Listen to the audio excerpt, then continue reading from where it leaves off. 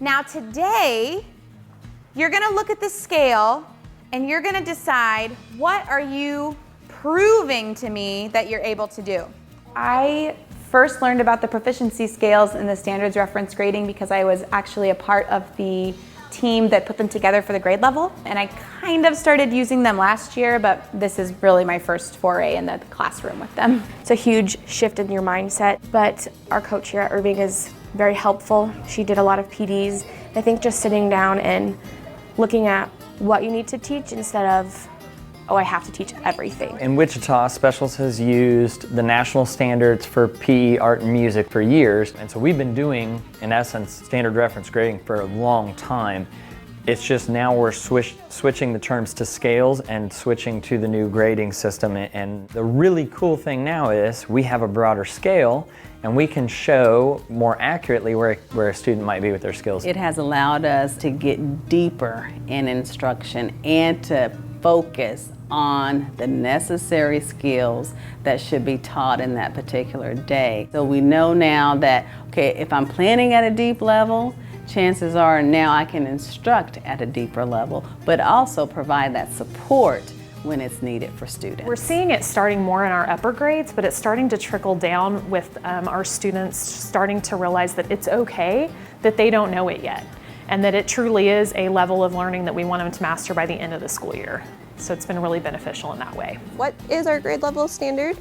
3. As teachers are becoming more efficacious with standards reference grading and scales, they're starting to introduce it to their students so that they have more ownership. And what we're starting to see, we're just now at the point with it, where we're starting to see kids identifying their level of learning in the classroom, whether it's showing their fingers, saying that, right now I'm still at kind of a level 2, I'm still learning right now. They are really looking at those harder questions that I'm posing to them when they're doing all of their writing and that type of thing. So we're going from maybe direct instruction on a worksheet using quotation marks and having them understand how to use quotation marks in isolation to, oh, I have to be able to do this in my writing. I'm really enjoying it with student motivation and learning because they are able to tell me exactly what they need to work on.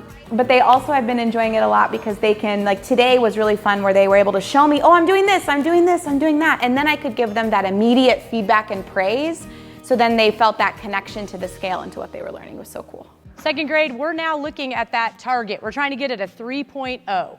And so you're like, Ms. Stucklich, what does a 3.0 mean for dribbling with my hands? They know what they're being graded on. No one ever feel like it's fair to tell kids where we're going to do this thing and I'm not grading. I'm not going to tell you that I'm grading on it. They need to know. We provide a weekly I Can checklist, and then we discuss it before we begin the week. We discuss it in our anchor chart, and we discuss it as we're doing our graphic organizer. And that way they're becoming more exposed to the language and understanding of what the expectations are at the end of the assignment. I found a scale wall, and I thought it would be a good tool to have in my classroom for when they do an assignment or an exit ticket in math or anything like that, so they can self-assess how they did. So, oh, I did really, really well with this. I think I could teach somebody else. Oh, I'm at a 4. Or, Ms. Kaufman had to help me a lot, so I think I'm still at like a 1 or a 2. So just assessing themselves after they've completed an assignment is really helpful. One of my coworkers has put together some of our student-friendly skills. So that is something that we kind of go over at the beginning when we're learning a new skill.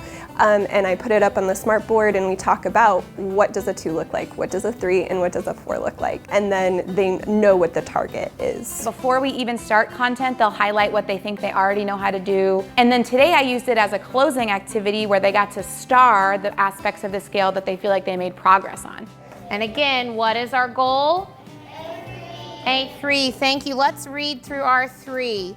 The assessment practice has probably been the biggest change. We have been taking our assessment piece that we know we're giving, and we're like, okay, these for sure have to be met, but how does this look like in the classroom? And we take that to the scales and then to our lesson plans. So that way we're starting with our end in mind and working backwards to make sure that we are hitting each and every piece and not showing up on assessment day going, oh gosh, I only taught a 2 and I've not exposed them to 3s or 4s, or the opposite, I've only exposed them to 4s and they have no idea how to do the simpler steps at the level 2s and 3s. I have loved it so far with grading. because when the math test that I graded, where I didn't put a grade at the top, I just kind of left feedback and notes. I circled things they got wrong, starred things they got right. But then they took the scale and they had the assessment and the scale side by side, and they had to go through themselves and give themselves a grade, but they were able to really get in there and see exactly what targets and to prove it. And I thought that that was the most purposeful assessment grading I've ever done, where they really got to look at it and see where they were at in relation to the standard. The actual practice of how we assess in PE and the things that we assess hasn't changed. What has changed is the verbiage and the lingo on how we talk to kids about what their grade will look like. It has been a really big deal when you get a kid from another school and you can see like they're grading that kid exactly the same way we're grading that kid. It's super consistent across the board, which has been fantastic.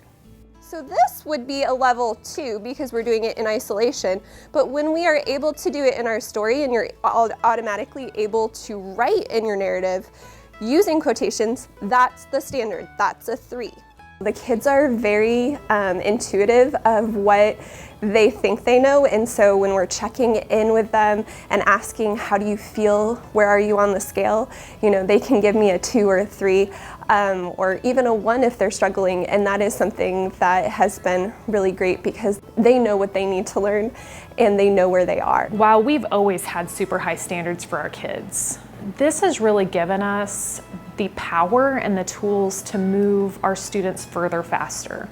I had conversations just recently with a group of teachers and said, you know, the past couple weeks, where have you been instructing? And they'd say, well, we're kind of at a level 2. And so then we pushed through and finally saw that we're now really hitting some higher level 3s and even giving opportunities for extension of that for our students. And I asked them, just be honest with me, if we weren't having these discussions over our scales and where we're going, do you believe that you would be teaching this? If we were to go back a year, would you be here right now? And they said, absolutely not. I've seen a difference in not just student motivation, but student results with the scales. They know what they're supposed to be doing, and I think that that helps with the scales, so they know, oh, the target is that I need to add and subtract decimals, so they can work towards that goal. It's attainable instead of, oh, I need to get 100% to get an A. I think that the kids are still kind of getting used to it. It's a very different way to grade than they're used to. And like when we did the math test, they all were like, well, did I get 80%? Did I get 100%? And I was like, well, I'm not really grading that way anymore. The question now is, did you meet the target? Did you not meet the target? And so we're kind of all having to work together to change our language. But I do think that I've had several students say that the scale has been helpful because they know exactly what they're doing.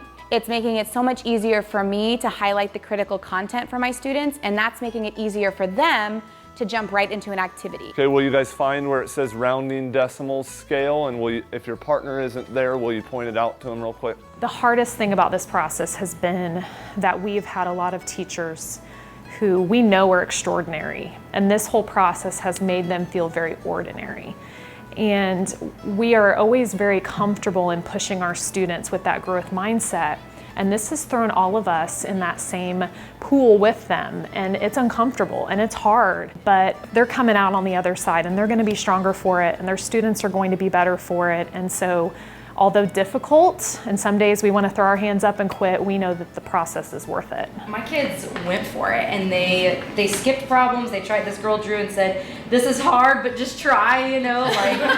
So I mean, but they went for it, and I had kids who, at the end of the first day when we got done, they wrote on their test, "Not done," because they wanted to keep working on it. So the next I hope they get the satisfaction of knowing that all of the hard work, all of the sweat, all of the tears have been worth it, and that they have exactly what they need to make this work. It's a matter now of reminding them about the focus, providing them the support that they need and the time that they need, and then allowing them to work their magic in those classrooms. And so that's my hope, that they are able to look back and say, man, it was all worth it because we saw the evidence in the kids. Yes, excellent. And did it work when you multiplied the check? Man, you guys, you're just killing it today.